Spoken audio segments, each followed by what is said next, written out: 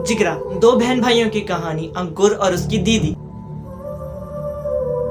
इन दोनों के माँ बाप बचपन में ही मर चुके थे और अब अंकुर की दीदी एक बहुत अमीर फैमिली के पास काम करती थी, जो कि इन्हें अपने बच्चे कहते थे। और उन्हीं के घर के पीछे ये लोग भी रहते थे, क्योंकि वो बहुत अमीर थे और उनका बहुत बड़ा घर था। उनके घर में फंक्शन हो रहा होता है और अंकुर की दीदी पहले की तरह काम कर रही होती है और कपड़े भी वही पहने होते हैं। तो वो अमीर फैमिली उसे कहती है कि जाओ बेटा, कपड़े तब्दील करके आओ, तुम भी हमारी खुशी में शरीक हो। वो जाती है और कपड़े तब्दील कर लेती है, लेकिन उसका भाई अंकुर बाहर पार्टी में जाने की जिद करने लग जाता है और वो बार बार इनकार करी जाती है, फिर वो नाराज हो जाता है। तो फिर उसकी दीदी उसे कहती है, अगर तुमने मुझे खेल में हरा दिया तो फिर तुम बेशक चले जाना। तो फिर वो दोनों बाहर जाके एक गेम खेलते हैं। अंकुर की दीदी जीत जाती है और अंकुर हार जाता है और अंकुर थोड़ा बहुत नाराज भी हो जाता है। इसके बाद हमें उस अमीर फैमिली के बेटे की एंट्री दिखाते हैं, जो कि अंकुर का दोस्त है लेकिन इंतहाई बिगड़ा हुआ लड़का है। और अंकुर की दीदी भी अंकुर को उससे एक फासला रखने का बोलती है और कहती है कि अमीर लोग हैं, हमें अपने बच्चे तो कहते हैं लेकिन हमें इनमें बहुत फर्क है। उस अमीर फैमिली का बेटा ना बिजनेस की तरफ, ना पढ़ाई, ना किसी चीज की तरफ ध्यान था। तो अंकुर अपने बेटे को एक बिजनेस मीटिंग के लिए चाइना भेजते हैं। जहाँ जाते हैं अंकुर की दीदी उसे बहुत तलकीन करती है कि बच के रहना, सेफ रहना। चाइना में अंकुर तो नशा नहीं करता, लेकिन वो अमीर आदमी का बेटा नशा करता है और ओवर स्पीडिंग करता है, जिस वजह से चाइनीज पुलिस उसके पीछे लग जाती है कि इन्होंने नशा किया हुआ है और ओवर स्पीडिंग कर रहे हैं। और जैसे ही उनकी गाड़ी रुकती है और ड्रग्स की जेब से निकलती है और वो उन्हें थाने ले जाते हैं। और यहाँ पे हमें शॉकिंग बात पता चलती है कि चाइना में ड्रग्स की सजा सिर्फ मौत है। यहाँ पे खबर उनके घर तक आती है और वो अमीर लोग बार बार फोन करी जाते हैं। अंकुर की दीदी भी परेशान बार बार फोन करती है क्या होगा, लेकिन वो अमीर लोग बार बार फोन करके अपनी ही औलाद का पूछी जाते हैं और फिर वहाँ का वकील उन्हें एक मशवरा देता है कि हम इन दोनों में से किसी एक को ही बचा सकते हैं। तो अमीर लोग कहते हैं हमारे बेटे को बचा लो और इसके भाई को मरने दो। चाइना में उनका वकील अंकुर को ये पट्टी पढ़ाता है कि देखो कि उस अमीर लड़के की तो पहली बाहर के मुल्कों में बहुत रेपुटेशन खराब है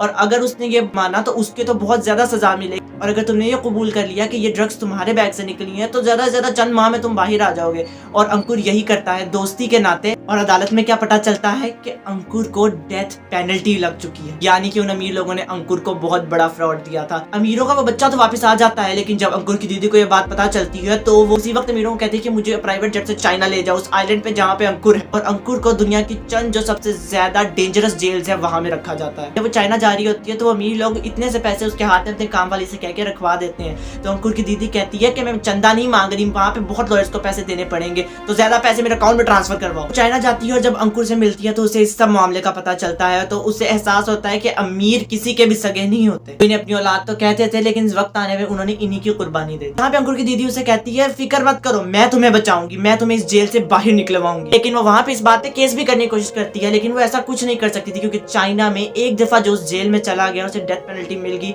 अब चाहे वो बेकसूर ही क्यों ना हो, वो मर के ही बाहर निकलेगा। हमें यहाँ पे उनके बचपन का सीन दिखाया जाता है, जहाँ पे जब वो अपने बाप के फ्लैट में एंटर होते हैं तो माँ तो उनकी पहले से मरी हुई थी और बाप उनका खुदकुशी उनके सामने कर लेता है। और अंकुर की बहन अंकुर को अपने पीछे छुपा लेती है। इसी कश्मकश में उस जेल में जिन लोगों को सजाए मौत मिली थी, वहाँ की हुकूमत ने उनके घर वालों को सब्र की क्लासेस देने लग गए ताकि उन्हें सब्र आए। वहाँ पे वो क्लासेस ले ही रहे होते हैं कि इतने में वहाँ पे चाइना के गुंडे आ जाते हैं और वो उन्हें मारते करते इधर फेंकते हैं, उन्हें गालियां वगैरह देख कहते हैं चले जाओ यहाँ से, यहाँ पे हमारा राज है। अंकुर की बहन और एक मोटे से अंकल वहाँ पे चुप करके बैठे रहते हैं। वो अंकल अंकुर की बहन को कहते हैं कि चलो यहाँ से चले जाओ, ये बहुत खतरनाक लोग हैं। वो बैठी रहती है चुप करके। और जब वो चाइनीज आदमी उसके पास आके कहता है तुम्हें डर नहीं लगता, तुम अभी तक बैठी हुई हो, तो उसके मुंह के जरा पास आने लग जाता है। तो उसके हाथ में एक ब्लेड होता है जो कि इस साइड को बंद होता है, वो ब्लेड उसके हाथ की तरफ बंद करके उसकी उंगलियां काट देती है। वो अंकल उसकी तरफ देखते हैं ये क्या किया, तो वो कहती है मुंह को आ रहा था बे। अंकल और अंकुर की दीदी खाना खाने जाते हैं। वहाँ पे वो प्लान बना रहे होते हैं कि ऐसे तो यहाँ से कोई नहीं निकलने वाला, हम खुद ही प्लान बना के उनको बाहर निकालते हैं। पीछे वहाँ पे एक इंडियन ओरिजिन का चाइनीज आदमी बैठा होता है मुतो। वो उन्हें कहता है कि जैसे कि तुम्हारा भाई और इस अंकल के बेटे भी जेल में है, वैसे ही मैं भी पुलिस वाला था और मैंने एक आदमी को गलती से सजाए मौत दिलवा दी और अब मैं उसको लीगली वहाँ से निकलवाऊंगा। ये जो तुम लोग कर रहे हो मैं इसका बता दूंगा, तुम लोगों को इसका अंजाम भुगतना पड़ेगा। वो उसे कहते हैं वैसी बकवास कर रहे हैं, इसको बकवास करने दो। वो अपने भाई को वहाँ से निकलवाने का उसके प्लान बना रही होती है कि इतने में मुतो भी उनके साथ शामिल हो जाता है,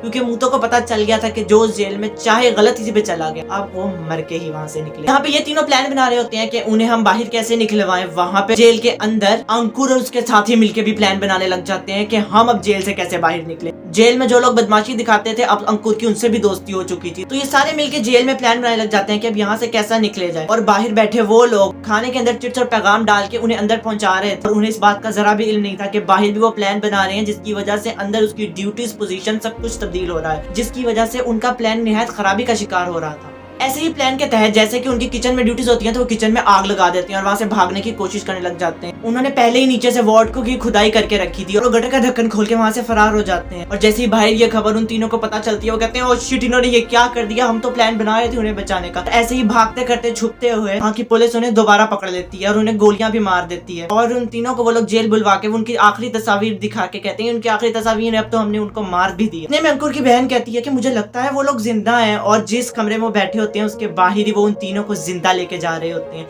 उन्हें मारा नहीं था क्योंकि उस जेलर की उनसे दुश्मनी हो गई थी, इस वजह से वो जेलर उन्हें तरसा तरसा के मारना चाहता था। जैसा कि उसे एहसास होता है कि वो लोग जिंदा हैं तो वो चाहती थी कि मैं अभी भी उन्हें बचाऊं, लेकिन अब कैसे बचा सकते थे। तो उन्हें ख्याल आया कि चंद देर के लिए पूरे आइलैंड की लाइट जाती है, लेकिन सिर्फ वहाँ की लाइट इसीलिए नहीं जाती कि वहाँ पे जनरेटर है और जनरेटर को पेट्रोल ऑपरेट करता है। तो उस पेट्रोल के ट्रक ने वहाँ का पेट्रोल फिल करना था, उसके आगे एक्सीडेंट करवा के लेट जाते हैं। उस पेट्रोल के टैंक में ढेर सारी मिलावट कर देते हैं, जिस वजह से जब वो जनरेटर्स को फ्यूल करेंगे तो वो चलेगा ही नहीं और जब वक्त आता है तो वो जनरेटर चल जाता है। तो अंकुर की बहन कहती है कि मैं ये ट्रक ले जाके जनरेटर के अंदर मार दूंगी और वो जनरेटर बंद हो जाएगा और वहाँ पे आग लग जाएगी, हल्ला गुल्ला हो जाएगा और लोग आजाद हो जाएंगे। तो मूतो कहता है ऐसा बिल्कुल नहीं करना, बहुत से कसूरवार कैदी भी चले जाएंगे, हम महज 3-4 चंद बेकसूरों के लिए इतने सारे कैदियों को आइलैंड पे आजाद नहीं छोड़ सकते। अंकुर की बहन कहती है जो भी हो मैं अपने भाई को बचाऊंगी। अंकुर की बहन उसे बचाने जा रही होती है तो रास्ते में मूतो उसकी लड़ाई हो जाती है और लड़ाई में वो मूतो को मार देती है और बिल्कुल प्लान के तहत होता है। वो जनरेटर के अंदर ट्रक मारती है और वहाँ से लाइट चली जाती है और सारे दरवाजे खुल जाते हैं और वो जेल के अंदर एंटर होकर अपने भाई को बचा लेती है। हत्ता कि वहाँ का जेलर उनके पीछे पड़ा हुआ था, लेकिन वो किसी तरह वहाँ से बच निकलते हैं। वहाँ से बच के जाते हुए पुलिस वो अंकल को गोली मार देती है और वो अंकल फिर भी ड्राइविंग कर रहे होते हैं, कहते हैं नीचे सर करो, नीचे सर करो। यहाँ से आगे वो खाली ट्रक को छोड़ के एक बोट पे चले जाते हैं। मलेशियन वाटर्स में जब एंटर हो जाते हैं क्योंकि उसके आगे चाइनीज पुलिस नहीं जा सकती थी और वहाँ पे डॉक्टर्स विदाउट बॉर्डर्स कहते हैं, ये वो डॉक्टर्स होते हैं जो बगैर किसी पासपोर्ट या वीजा के किसी भी मुल्क जाके लोगों की मदद, इंसानी हुकूक के काम कर सकते हैं। तो ये डॉक्टर्स विदाउट बॉर्डर्स करके मलेशियन वाटर्स में एंटर होकर मलेशिया चले जाते हैं और बच जाते हैं।